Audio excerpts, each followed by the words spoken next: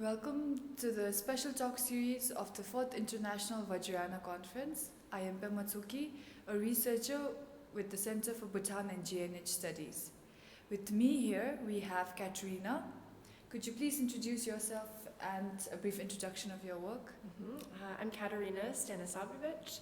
I'm a Shiatsu therapist in Chicago for the last 12 years, and I'm currently a student at Northwestern University studying women in Vajrayana, specifically Yeshe Tsogyal right now. Could you please let us know why you chose Yeshe Tsogyal and what intrigued you so much, and why not the other spiritual concerts of Guru Padmasambhava? So I've been really interested in women in Buddhism generally as a field of study.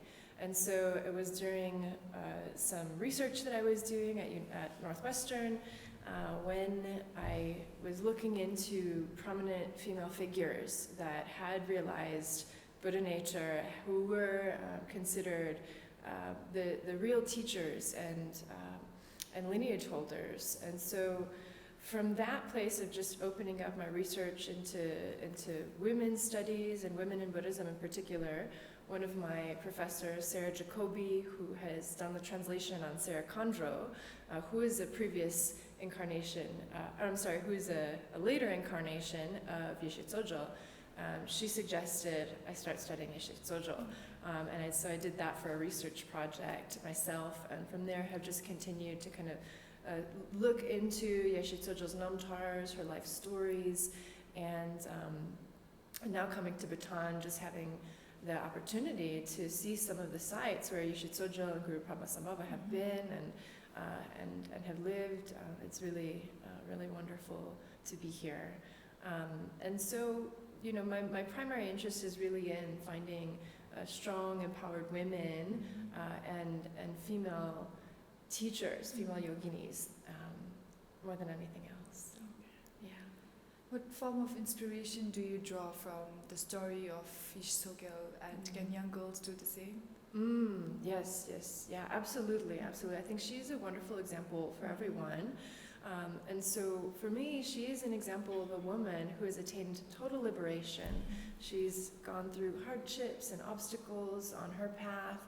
And if you read her life story, the Namthar itself, you can see how she's worked through that by relying on the teachings, by relying on her practice. And for me, that is a great source of inspiration, and also for the academic study, for the research aspect as well, and finding what it was about her that made her so unique. And certainly as an example for young girls, in terms of having a strong woman who has really followed the path, followed her heart more than anything. You know, Yeshe Tsogyal, you can read in the Namthar, she had a lot of social pressures that I think we can all relate to, a lot of expectations about who she should be, what she should do with her life, and she chose her own way in such a way that she knew what her dharma was. She knew what she wanted to do, and that was really just to dedicate her life to liberation, which for me is just remarkable, an extraordinary person. And so I think for anybody, whether you are, you know, a scholar, practitioner, just an everyday householder, it's something that we can draw some inspiration from. Yeah. You mentioned about Namthors. Could you please explain the process of concealing Namthors? Yes, so within the Namthar tradition, the Namthar itself really can only be concealed by someone who has attained Buddhahood themselves. So even this point alone just speaks to how enlightened Yeshe Tsogyal already was. And so, you know, I'm not an expert in the practice at all myself. I'm really just right now a student and a researcher and just beginning practitioner. But so, from what I understand is the Namthar, through various esoteric and secretive practices, the Namthar itself is written and concealed in a Dakini language, in a secret coded language, within the actual, you can say, the primordial fabric of all phenomena. It's almost like you upload it to the cloud, as we do with our current technology. You have some documents that you write on the computer, and you send it off into the cloud, and where does it go? We don't really know. It's out there. And so it really only takes a highly accomplished Turtan, a treasure revealer, to be able to download it from that unmanifest phenomena of the fabric of what creates all of this experience that we have. And so I find that pretty astonishing, pretty amazing to even consider that, and to consider that her Namthar, this autobiography that Yeshe Tsogyal has written, the story of liberation, is, sent out into the ethers, you could say, into the fabric of phenomena, and then brought back into manifest reality through a Turtan, through a treasure revealer that's channeled her work and can hear and receive that coded language and understand it to then record it and write it down. So this for me is just incredible to even consider. That is amazing. And that it's happened multiple times throughout history. This Namthar of Yeshe Tsogyal has been revealed several times, and there's a lot of, they're practically identical, a lot of similarities, but there's some uniquenesses and some differences within each Namthar, which is also really interesting to study as well. Could you also explain the role of Yeshe Tsogyal in propagating the Vajrayana Buddhism? Absolutely. So Yeshe Tsogyal was the closest disciple to Guru Padmasambhava.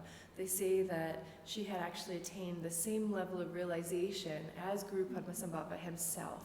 So really, part of what she was doing was acting as a scribe and recording Guru Padmasambhava's teachings, but also then teaching herself. Once she had attained a certain level of her own realization in her path of liberation, she was teaching and propagating the teachings to her disciples as well, that then continued to spread the teachings throughout all of Tibet and throughout all of the Himalayas. And so by taking on her own disciples, she was propagating the teachings of Vajrayana, and by supporting the recording and the concealing of Guru Padmasambhava's teachings as well, that were later revealed by incarnations of Yeshe Tsogyal herself and by other Turtans as well. Are women's capacity really less than men when it comes to pursuing Buddhism? Or maybe is any sex or gender preferred? Women have equal capacity. Equal capacity. And this is something that I think is really important for us all to remember. And also to remember that women are dakinis. We have, as another presenter has so wonderfully reminded us, that women have this extraordinary capacity to realize liberation, to realize themselves. And as karmic dakinis, we can progress into wisdom dakinis. I think that's something so important for us to all remember. It's not just that women themselves, are lesser in any way, or that the figure of a woman can stay in the temple as, an image or something that we, can pray to or practice mantra to. But then we forget an actual woman that we meet. Either our mother, our sister, our friend, anyone also has this capacity and an inner nature as well. And so I wouldn't say there's necessarily a preference, but one quote that I love from Yeshe Tsogyal's Namthar is Guru Padmasambhava reminding her that if bodhicitta graces a woman's form, she is more suitable to attaining liberation than even a man. And so I would ask, why is this so? And His Holiness the Dalai Lama has also reminded us that it's because of a woman's innate compassionate nature, our inner motherhood, whether we're actually mothers or just existing, just living our lives, we have this natural inclination towards care, towards nurturing, towards serving the world, towards kindness, towards really being of benefit. And I think naturally women are very open vessels to receive teachings. And so for that reason, I say that we're absolutely suitable, absolutely equally able to receive teachings and to attain enlightenment. Why not? Why not? So we should remember that. Yeah. All right then. Thank you for your time and this engaging session. I am certain that our viewers are inspired from the story of Yeshe Tsogyal. Thank you so Thank much. you. Thank you.